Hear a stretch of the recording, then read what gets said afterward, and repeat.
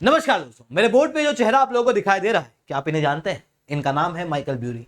2008 का जब global economic crisis आया था, उसे इन्होंने पहले ही प्रेडिक्ट कर लिया था, जिसके आधार पर इन्होंने मार्केट में एकदम सही समय पे पैसे लगाए, जिसके बाद में $100 मिलियन इन्होंने अपने लिए बनाए और अपने इन्वेस्टर्स को लगभग $700 मिलियन का प्रॉफिट करा के दिया था इकोनॉमिक क्राइसिस के समय पे। यानी कि ये मार्केट के एक बहुत बड़े जानकार हैं। रिसेंटली इन्हीं के द्वारा $1.6 बिलियन मार्केट के अंदर एक साथ लगा दिए गए हैं, जो इनके पूरे पोर्टफोलियो का 93% है, जिसके कारण से पूरा विश्व, खासकर से कि यूनाइटेड स्टेट्स, घबरा रहा है कि कहीं वॉल स्ट्रीट वापस से क्रैश तो नहीं होने वाली, कहीं फिर से ग्लोबल इकोनॉमिक क्राइसिस तो नहीं आने वाला। ये एकमात्र सिग्नल नहीं है। इवन वॉरेन बफेट, जो भी इन्वेस्टर्स हैं इंडिया में या फिर कहूं पूरे वर्ल्ड के अंदर, कई सारे इन्वेस्टर इन्हें भगवान मानते हैं, कई सारे इन्वेस्टर्स के ये आइडल हैं।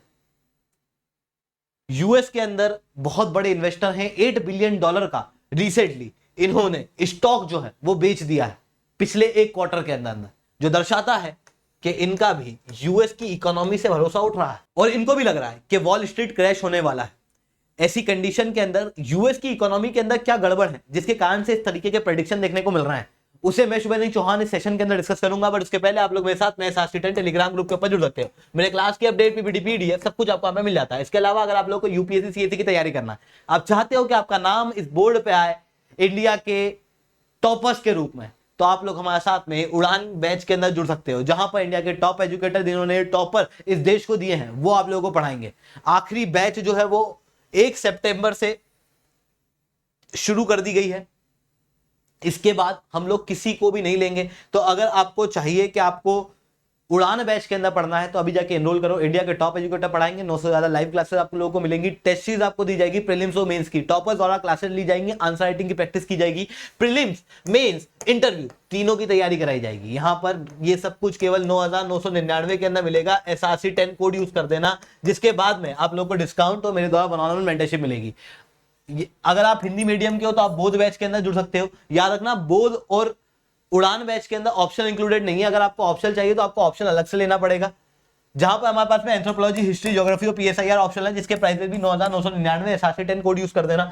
अगर आपको चाहिए कि जीएस और ऑप्शन दोनों का कोर्स एक साथ मिल जाए तो वो 16,999 का आपको पड़ेगा। अगर आपको चाहिए कि नहीं, मेरे को तो अगले 2 साल तक जो भी लेक्चर आने, चाहे ऑप्शनल के हो चाहे जीएस के हो, जितनी भी टेस्ट सीरीज आए वो सब एक्सेस मिल जाए। एनसीईआरटी की बैच हो या फिर आने वाला क्रैश कोर्स हो, अभी की बैचेस हो, ये सब कुछ आप लोगों को अगर चाहिए तो आप पाथफाइंडर पास ले सकते हो, ताकि 2 साल तक आपको हमारे हर एक लेक्चर का एक्सेस रहेगा। 19,999 के अंदर SRC 10 कोड यूज करने के बाद में मेरे द्वारा बनाना मेंटरशिप, साथ में डिस्काउंट जो है वो आप लोगों को मिलेंगे। अब दोस्तों समझने का प्रयास करते हैं यहाँ पे हुआ क्या। देखो, यूएस की इकोनॉमी के ऊपर असर सबसे ज्यादा कहीं से पड़ सकता है तो वो चाइना की इकोनॉमी, क्योंकि चाइना के अंदर जो डेवलपमेंट हुआ उसके अंदर एक बड़ा हाथ यूनाइटेड स्टेट्स के इन्वेस्टमेंट का था। मतलब यूनाइटेड स्टेट्स ने चाइना के अंदर बहुत इन्वेस्टमेंट किया, जिसके कारण से चाइना की इकोनॉमी बहुत तेजी से ग्रो कर पाई। पर रिसेंटली चाइना के अंदर इकोनॉमिक क्राइसिस ग्रेव होता जा रहा है और ज्यादा डीपन होता जा रहा है। चाइना के अंदर स्लो डाउन देखने को मिल रहा है, और ये देखने को मिल रहा है वहां पर प्रॉपर्टी, रियल एस्टेट और कंस्ट्रक्शन सेक्टर के अंदर। चाइना की one of the largest property company Evergrande ने रिसेंटली बैंक्रप्सी के लिए यूएस के अंदर प्रोटेक्शन मांगी है। इतना ही नहीं, जब ये कंस्ट्रक्शन कंपनियां फेल हो रही हैं तो इन कंस्ट्रक्शन कंपनियों ने जहां से पैसा लिया था वो थी non banking finance company, shadow banks. ये जो शेडो बैंक है, इनको इनका पैसा वापस नहीं मिल पा रहा है क्योंकि कंस्ट्रक्शन कंपनी जो है वो फेल हो रही है। ऐसी कंडीशन के अंदर इन्होंने जहां से इन्वेस्टमेंट लिया था, जिन कंपनियों ने इनके अंदर इन्वेस्टमेंट किया था, जिन लोगों से इन्होंने लोन लिया था, उसको अब इन्होंने डिफॉल्ट करना शुरू कर दिया है।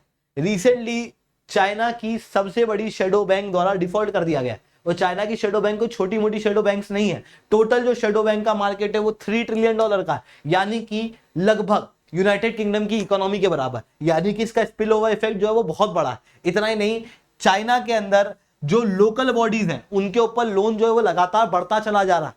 ऐसी कंडीशन के अंदर चाइना के अंदर डिफ्लेशन की सिचुएशन बन रही है। चाइना के अंदर लोगों के द्वारा पैसे ज्यादा है नहीं। ऐसी कंडीशन में मार्केट के अंदर बहुत ज्यादा डिमांड नहीं हो पा रही है।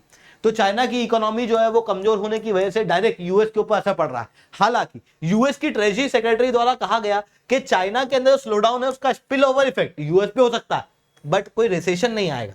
हालांकि एक बात समझना कि ये ट्रेजरी सेक्रेटरी है, तो ये चीजों को ऑप्टिमिस्टिक तरीकों से ही बताएंगे। अदरवाइज यूएस के अंदर कह देंगे कि रिसेशन आने वाला है तो लोग जो है वो यूएस के अंदर इन्वेस्ट ही नहीं करेंगे और लोगों के अंदर पैनिक हो जाएगा, जिसके कारण से इन्होंने कहा कि हाँ स्पिल ओवर इफेक्ट दिखेगा पर रिसेशन तो नहीं आएगा।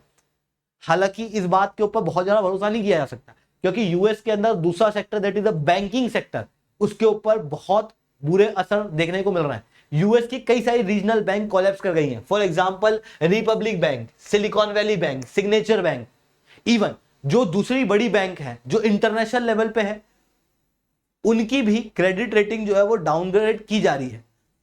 मूडीज के द्वारा 10 बैंकों की रेटिंग जो है वो डाउन कर दी गई है। फिंच के द्वारा भी इन बैंकों को कहा गया है कि मैं लास्ट चेतावनी दे रहा हूं, अदरवाइज आपकी जो रेटिंग है वो डाउन कर दी जाएगी। ऐसी कंडीशन के अंदर जो भी इनकी बैंक के अंदर निवेश करेगा वो कैसे करेगा?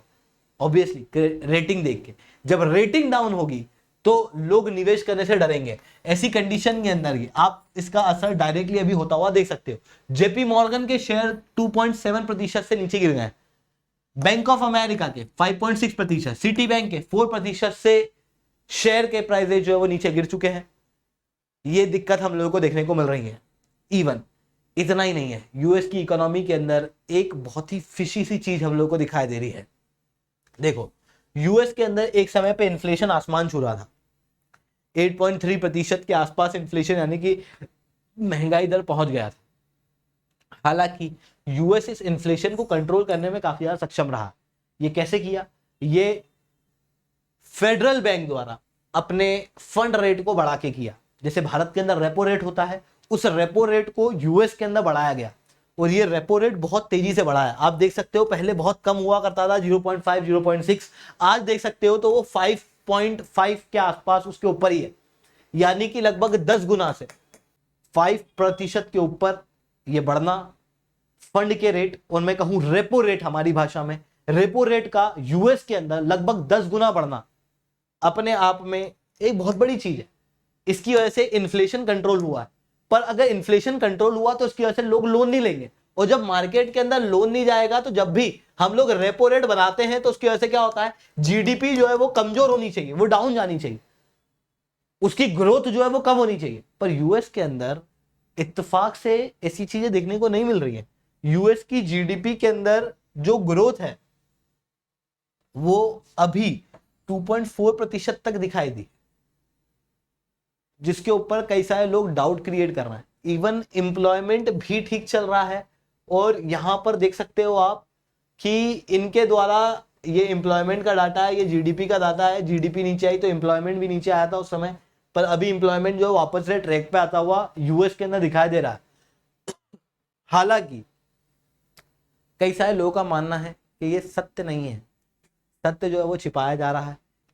यहां पर आप देख सकते हो ब्लैक रॉक एक बहुत बड़ी कंपनी है यूएस की, इसके द्वारा प्रेडिक्ट किया गया है कि यूएस के अंदर इस साल स्टैग्नेशन रहेगा, कि इकोनॉमी में बहुत ग्रोथ नहीं होगी, एम्प्लॉयमेंट में बहुत ग्रोथ नहीं होगी, और अगला साल जो है वो और भी ज्यादा खतरनाक देखने को मिल सकता है।